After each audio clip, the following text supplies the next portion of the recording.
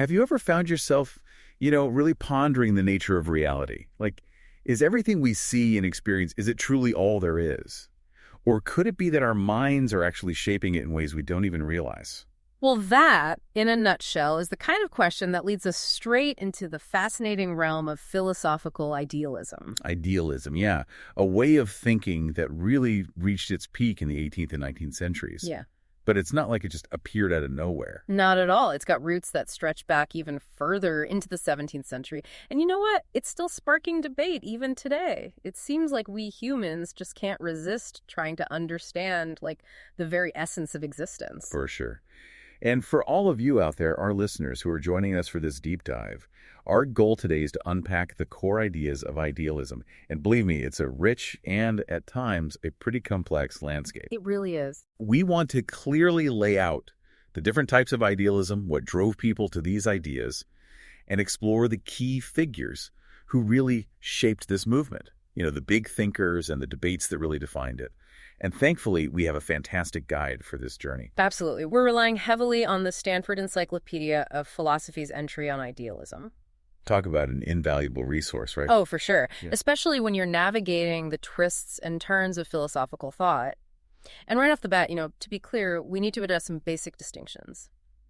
Very early on, philosophers started to differentiate between, what they called metaphysical or sometimes ontological idealism.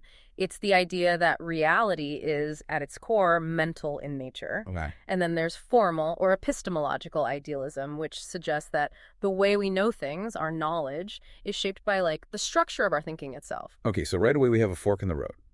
But the Stanford entry actually highlights a slightly different way to look at this, a distinction made by A.C. Ewing. And maybe it's even more helpful. Oh, how so? Well, he focuses on differentiating between epistemological and metaphysical arguments for idealism, not idealism itself. Interesting. The key takeaway here is that idealism itself is considered a metaphysical position. Remember, that's the idea that reality is fundamentally mental. So Ewing's approach helps us see how different lines of reasoning can actually lead to this same core idea. I see. So different paths, same destination. Exactly. Epistemological arguments in this context really zoom in on the conditions of knowledge itself. They suggest that maybe, just maybe, the only things we can truly and fully know are objects that are, in some way, inherently mental. That makes sense. So before we get to the 18th and 19th centuries, when idealism was really flourishing, who were some of the thinkers who kind of laid the groundwork? The source calls them figures who foreshadowed these core idealist themes. They weren't necessarily full-blown idealists, but they planted some important seeds. Right. Well, Leibniz, for instance, is a big one. He wouldn't have called himself an idealist in the way we use the term today. But his monadology, the idea that the most basic units of reality are these simple, indivisible, mind-like things called monads, it definitely opens the door to idealist interpretations. It's like if you're saying that the very building blocks of reality are mind-like, it's not that huge a leap to think of the entire universe as fundamentally mental. I see what you mean. The source specifically mentions Leibniz's concept of phenomena bene fundata, particularly when talking about space and physical bodies. So, for someone really digging into Leibniz, what's the key takeaway here? What hints at his potential lean towards idealism? Well, phenomena bene fundata basically means well-founded phenomena. Leibniz was saying that what we perceive as space and all the physical stuff in it, they're not the ultimate reality. They're not independent. Instead, they emerge from this pre-established harmony between monads, these mind-like units. So basically, they're appearances, but they're grounded in this deeper mental reality. It definitely foreshadows later idealist ideas about how the physical world we experience might be, a product of a more fundamental reality that depends on minds. And it's telling, isn't it, that Leibniz himself made this distinction between Plato as an idealist and Epicurus as a materialist. He did that based on their different views of the soul and body, which just shows how these categories of thought were already being debated in his time. It does. And then you have Christian Wolff, who's often seen as the guy who really systematized Leibniz's ideas. He seems to be the first to actually use the term idealism to classify philosophical positions. He put it under the umbrella of monism, which is the idea that reality is made of just one kind of stuff, specifically contrasting it with materialism. So for Wolff, idealists only believed in spirits or non-material things, while materialists only accepted physical, corporeal stuff. Exactly. So by the early 18th century, you could see idealism emerging as its own distinct territory on the philosophical map. Now let's jump to Malebranche and his theory of seeing all things in God. It's an intriguing one. For someone trying to trace the historical development of idealism, how does his view fit into this precursor narrative? Well, Malebranche was this prominent 17th century rationalist, and he came up with a pretty radical idea about knowledge, that we don't actually perceive the world directly. Instead, what we see are ideas within the mind of God. And this is a powerful argument that leans towards idealism in a couple of ways, both epistemologically and ontologically. Oh, okay, break that down for us. Sure. Epistemologically, it means that our knowledge comes to us through these defined ideas. And ontologically, it means that the ultimate reality and perfection of these ideas are found in God's intellect. So it's a lot like theological Platonism, where perfect forms exist in a divine mind. So in this system, the mental isn't just primary. It's where truth and reality ultimately reside. Exactly. Now let's shift gears to the early modern British philosophers. You have figures like Hobbes and Locke, who are usually seen as the champions of empiricism. In fact, Hobbes was a materialist and Locke a dualist. But how do their ideas, maybe unexpectedly, connect with the developing idealist movement? It's a fascinating intersection because even though they were coming from different perspectives, both Hobbes and Locke, by emphasizing sensory experience as the foundation of knowledge, they ended up raising some really profound questions about just how much we can truly know about a reality that exists outside of these sensations and the minds that experience them. The source highlights a specific phrase used by Hobbes, qualities as seemings and apparitions. For someone really focused on the nature of reality, what's the significance of that phrase in the context of this potential shift toward idealism? Well, Hobbes was arguing that all the qualities we see in objects, things like color, sound, taste, they're not really inherent to the objects themselves. They're more like effects that the objects produce in our minds because of their motion. So by calling them seemings and apparitions, he was really stressing their subjective nature, how they depend on the person perceiving them. And this naturally leads to the question, if all we're ever directly experiencing are these subjective seemings, can we ever really grasp the nature of a mind-independent reality that's supposedly causing them? So is this inherent uncertainty that becomes a potential stepping stone toward, an epistemological form of idealism? Exactly. The focus starts to shift from, what is the objective world really like, to what is the nature of our subjective experience and what are its limitations? Which brings us to George Berkeley, often considered the quintessential early modern idealist. If you're trying to get to the heart of his thinking, what are the most essential elements of his immaterialism and his famous principle of esse est percipi? Berkeley really took those epistemological questions to their, what he saw as logical conclusion. His immaterialism, which, by the way, he actually preferred over idealism, is completely grounded in this principle of esse est percipi, meaning to be is to be perceived. His argument, and it was pretty radical for his time, was that for an idea to exist, it has to be perceived by an active mind, either a human mind or the mind of God. For Berkeley, there's no such thing as existence outside of perception. So when we talk about everyday things like tables and chairs, are we just talking about groups of ideas in our minds, according to Berkeley? Exactly. He believed that what we call physical objects are actually just stable, organized sets of sensory ideas. He even challenged Locke's idea of material substance underlying these qualities, saying we don't have a clear or coherent understanding of what such a substance would even be. For Berkeley, these collections of ideas keep existing because they're constantly being perceived either by us or ultimately by the ever-present mind of God. Now, the source also mentions Berkeley's master argument. They point to it as a key part of his case against even the idea of something existing without being perceived. So for someone really trying to understand the force of Berkeley's idealism, what's the main point of that argument? Berkeley's master argument aimed to show that it's fundamentally impossible to even think of something that exists without being perceived. His reasoning was that when you try to imagine an unperceived object, you, a perceiving mind, are doing the imagining. So the very act of trying to imagine it contradicts the idea of it being unperceived. Exactly. Now, people have critiqued this argument, saying he might be mixing up the act of conceiving something with the content of what's being conceived. But it really underlines Berkeley's main belief, that existence and perception are inseparable. And that's a pretty radical notion for any philosopher. It sounds like for Berkeley, idealism isn't about denying the reality of the world we see and touch. It's more about, redefining what that reality is, making minds and perception the absolute center of it. Mm-hmm. The source even mentions that Berkeley saw this kind of idealism as the basis for a strong belief in the reality of minds. That's a fascinating twist. It really is. He wasn't trying to say our sensory experiences aren't real, or that other minds, including the mind of God, don't exist. Instead, he argued that these mental things and their constant act of perceiving are the fundamental realities. So there's no need for this mysterious, unknowable material substance to ground our experience. Now let's talk about David Hume. He obviously builds on what Berkeley started, this focus on experience. But he seemed to avoid fully embracing Berkeley's idealism. So, for someone trying to figure out Hume's position, how did he approach this complex issue? Well, Hume certainly inherited from Berkeley that deep focus on experience and how ideas shape our knowledge. He generally agreed that our knowledge is made up of ideas and the connections we see between them.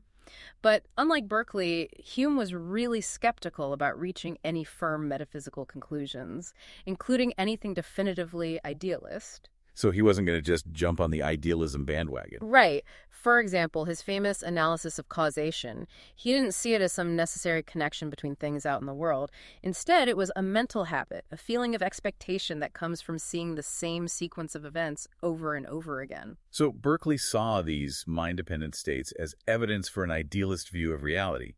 But Hume seemed to be more of a skeptic, maybe even agnostic, about what reality truly is. Yeah, you could say that. He really delved into this idea of a monism of perceptions, suggesting that what we think of as separate minds and external objects might actually just be different collections of these fleeting perceptions that he called bundles. Yeah. Now, this idea definitely echoes idealism, reducing everything to mental states.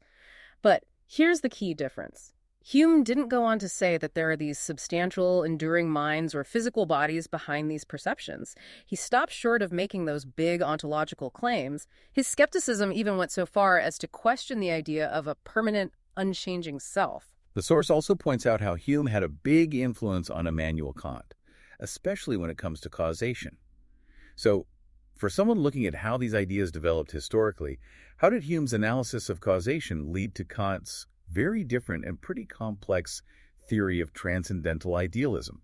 Well, you see, Hume's super detailed analysis of causation, showing that it doesn't come from the objects themselves but from the mind's habit of association, it really shook up Kant's thinking. He felt that while Hume was onto something with his rigorous analysis, it didn't fully explain why we see causal laws and other basic principles of knowledge as universal and necessary. There was something missing. Right. And this perceived gap in Hume's empiricism became one of the main reasons Kant developed his own version of idealism, what he called critical or transcendental idealism. He was trying to find a way to ground these seemingly necessary aspects of our experience in the very structure and activity of our own minds. And this leads us to Kant's famous and often misunderstood transcendental idealism. It seems like a major turning point in the history of idealism, where he goes in a different direction from many of those who came before him. So could you break down the basics of Kant's position for us? Kant's transcendental idealism is definitely nuanced, and it's easy to misinterpret. He was trying to bring together rationalism and empiricism, so he combined what he called empirical realism with transcendental idealism. Two isms for the price of one. Yeah, pretty much. For Kant, empirical realism means that we can have genuine, objective knowledge of the world of appearances.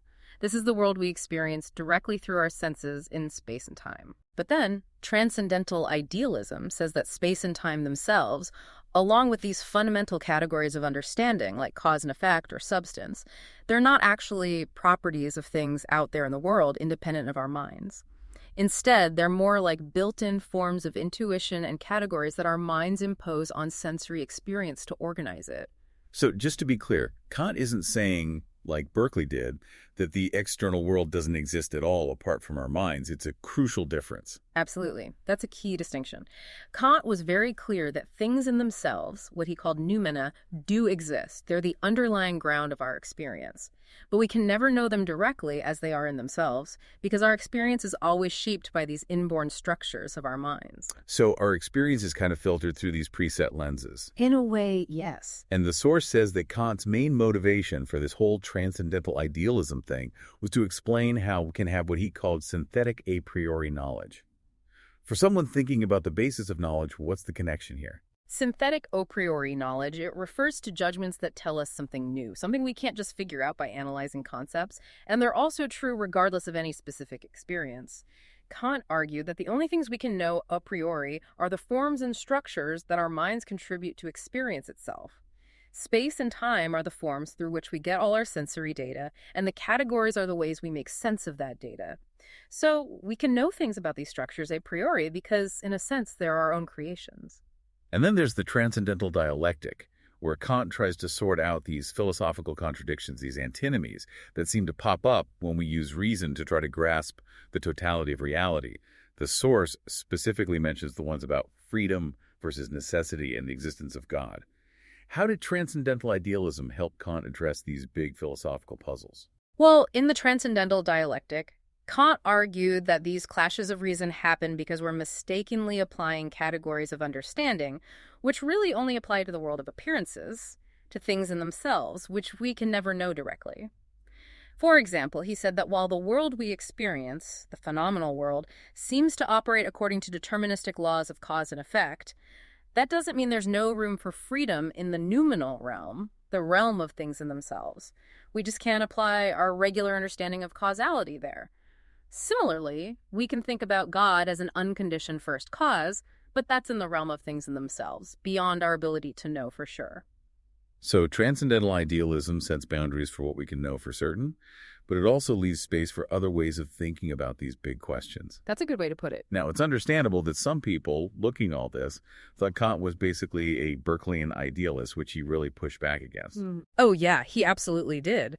Critics like Garve and Fetter accused him of reducing reality to just subjective ideas, like Berkeley.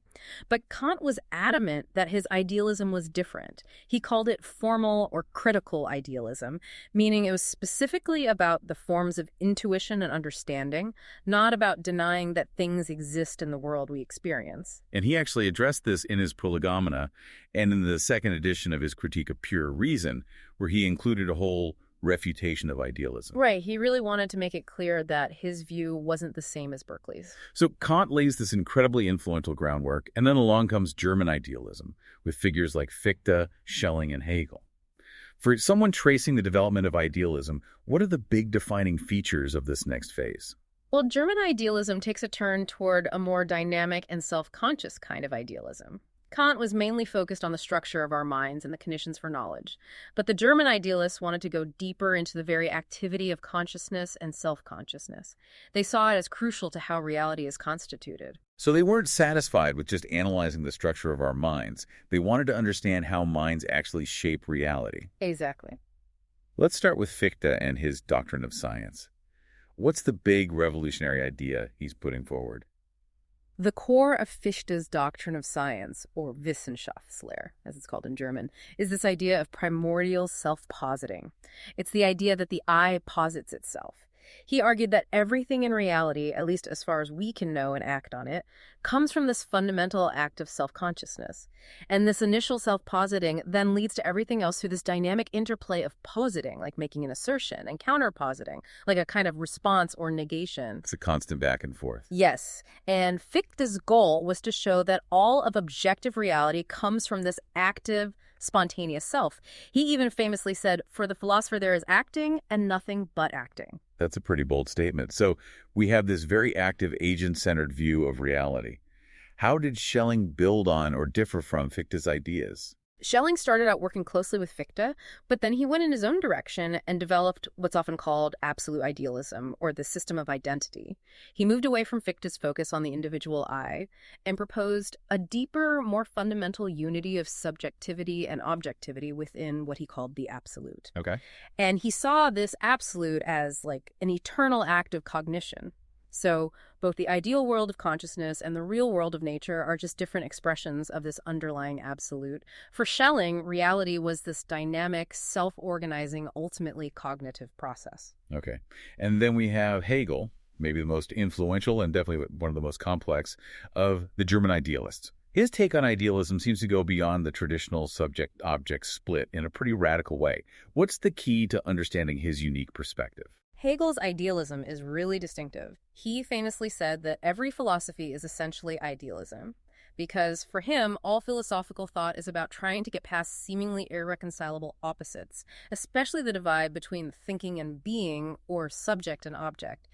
He wasn't into reducing reality to just mind or just matter.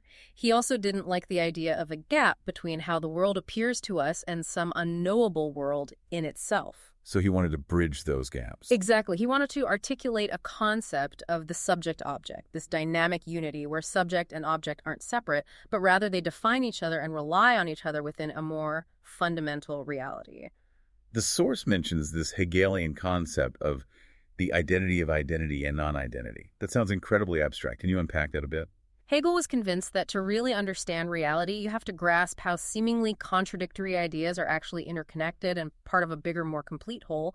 The identity of identity and non-identity is basically about this core dialectical process. For Hegel, the absolute or ultimate reality isn't some static, unchanging thing. It's a dynamic, evolving process where identity and difference, affirmation and negation are constantly interacting, challenging each other, and then being sublated. It's a German word aufgehoben that means a few things at once. Being preserved, being negated, and being raised to a higher level. All at the same time? Yeah, exactly. So in terms of his idealism, this means that the world as a realized concept isn't just a bunch of separate things. It's a dynamic, interconnected whole that includes both thought and being. They're not fundamentally different, but different aspects within this overarching conceptual reality. And individual objects and phenomena, they're just partial, interconnected expressions of this all-encompassing, self-developing concept. In his epistemological approach, like in his phenomenology of spirit, it traces how consciousness itself develops through this dialectical process. He argued that it eventually leads to realizing that the identity of thinking and being isn't just some abstract idea, it's a fundamental truth about reality, grounded in how knowledge actually works. Right. Okay, so we've got this incredibly intricate system trying to encompass all of reality within this framework of dynamic conceptual development. Now, the source briefly mentions Schopenhauer and Nietzsche in relation to German idealism. How do they fit into this evolving philosophical landscape? Schopenhauer, while deeply influenced by Kant, took his own path, famously saying, "The world is my representation." He emphasized the subject-object relationship as the starting point for any philosophical inquiry and agreed with Kant about the a priori nature of space and time. Okay. Nietzsche's a bit more complex. He was critical of traditional metaphysics, including Hegel, but some people see his ideas about perspectivism and the will to power as having connections to certain kinds of ontological idealism. In what way? Well, in this type of idealism, dynamic forces and interpretations are seen as primary in shaping our experience and maybe even the very nature of reality. And the idea of a world made up of interacting wills to power does have some resonance with the German idealists' focus on underlying dynamic principles. So potentially some interesting links there. Definitely. Now, let's hop over to Britain and America. In the late 19th and early 20th centuries, there's a resurgence of idealism in those places. For someone looking at this period, who were the big players and what made this Anglo-American idealism tick? Right. In Britain, you had figures like T.H. Green, F.H. Bradley, and J.M.E. McTaggart. And over in America, Josiah Royce was a leading voice. This movement was definitely engaging with the ideas of Hegel and the German idealists, but they were also connected to those post-Berkeleyan debates that had been going on in British philosophy. And these thinkers were often more comfortable calling themselves idealists than some of the German philosophers were, and they often went back to that fundamental question: is mind or matter the ultimate reality? Bradley and McTaggart both end up supporting a form of spiritual modism. What does that mean exactly in the context of their philosophical systems? F.H. Bradley, through his work on the nature of qualities and relations, particularly in his book Appearance and Reality, came to the conclusion that reality is spiritual. He argued that the way we normally think about the world is full of contradictions, so ultimate reality has to be this unified, harmonious, non-contradictory whole. And he identified that with the spiritual. Okay. McTaggart, who's known for his arguments against the reality of time and his criticisms of the concept of matter, he also leaned towards spiritual monism. He thought that the basic stuff of reality was made up of these timeless spiritual substances or selves. And what about Royce in America? The source highlights his big systematic argument in his book, The World and the Individual, which was based on his Gifford lectures. What was the essence of his idealist vision? Royce's book was a deep dive into different conceptions of being. He went through realism, mysticism, and various theories of validity, and he argued that his own version of idealism was the most coherent and accurate. He believed that being, at its core, was about individually expressed meanings within a larger, unified consciousness, which he called the Absolute. So for Royce, the world is fundamentally a world of interconnected meanings, kind of like a universal life of thought and purpose. But this whole wave of idealism, both in Britain and America, eventually ran into a pretty strong counter-movement, the famous Revolt Against Idealism, led by G.E. Moore and Bertrand Russell. So for someone looking at this crucial turning point, what were their main criticisms of the idealist project? Moore and Russell really went after what they saw as the fundamental errors in idealist thinking. Their main target was Berkeley's idea of esse est percipi, and that Hegelian Bradleyan idea that thought somehow implies the existence of what's being thought about. Their core argument was that idealists were mixing up the act of knowing or perceiving something with the object itself that's being known or perceived. So they were putting a strong emphasis on the difference between the mind and what it knows. Exactly. Moore, in his famous paper, The Refutation of Idealism, argued that when we have an experience like seeing the color blue, the color itself is different from our mental sensation of it. He even said he was just as certain about the existence of physical things in space as he was about his own internal sensations. Russell agreed, emphasizing that the mental act of thinking about something is totally separate from the thing being thought about. They saw the heart of idealism as resting on this mistaken idea that knowing and the object of knowledge are the same thing. But it's interesting, the source points out that even Moore and Russell, in trying to tear down idealism, might have had some ideas that lean toward idealism themselves. It's kind of ironic, right? It is. For instance, later on, Moore developed a whole metaphysics of concepts, where he argued for the existence of these timeless, non-physical, abstract entities, which he called universals. Some people say this is kind of like a form of Platonism, where the realm of thought is given a fundamental reality. And Russell, in his early work, had a sense-datum theory of perception. He believed that all we directly experience are these sense data, these subjective sensory experiences, and from those we build our understanding of the physical world. This idea that subjective experience plays a key role in how we know the world can be seen as having some epistemological idealism in it, because our access to reality becomes heavily dependent on how our minds construct and interpret these sense data. So even in their rejection of idealism, they couldn't quite escape its influence. You could say that. Now, what about idealism in the 20th century and beyond? Did it just disappear after these critiques, or did it stick around in some form? Well, while you don't see as many philosophers openly declaring themselves as idealists after Moore and Russell, the core themes and insights of idealism didn't just vanish. They continued to influence philosophical thinking, especially in epistemology and the philosophy of mind. In what way? Well, you have thinkers like R.G. Collingwood, who focused on metaphysics as the study of the assumptions behind our knowledge, and then the Neo-Kantians, who kept emphasizing how concepts and categories shape our experience. These are clear examples of how epistemological idealism continued to be relevant.